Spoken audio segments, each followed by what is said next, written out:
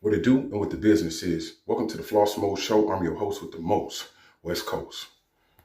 All right, breaking news. Boxer Terrance Crawford, who just won against Canelo, pulled over and held at gunpoint by the police in Omaha. It's like, damn, we can't enjoy nothing. See, I have a question. The Ku Klux Klan was one of the biggest organizations in the world not that long ago. Where did they go? Anybody know where the Ku Klux Klan went to? They just disappeared like David Copperfield?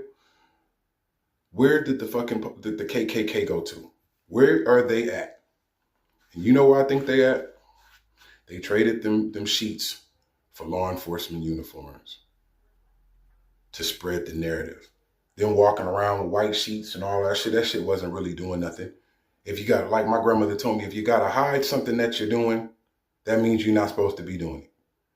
So what they did was they upgraded, and what they did was they just moved their shit to law enforcement. You know, not saying that all black police are bad, but brothers, what is you doing? If you're not in a job where you can better your own community and your own people, don't forget that you black. Then what the fuck is you doing? Sometimes in our neighborhoods, the black police are the worst because they're trying to show out. They're trying to prove to their counterpartners and their partners that, you know, because in order for a black person, how could you have war against black people as the government does and then hire black people to be the police? Right, because in order for you to become the police, you cannot be biased when it comes to your own people, or you won't be the police. See, this narrative that they're putting out, they're making sure that you see that no matter how much money that you got, you are still a nigga in America, no matter how much money you got.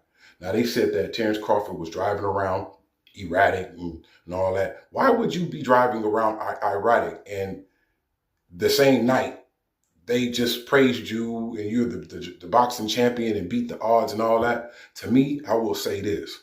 If you really was a hater against Terrance Crawford on some boxing shit, you won.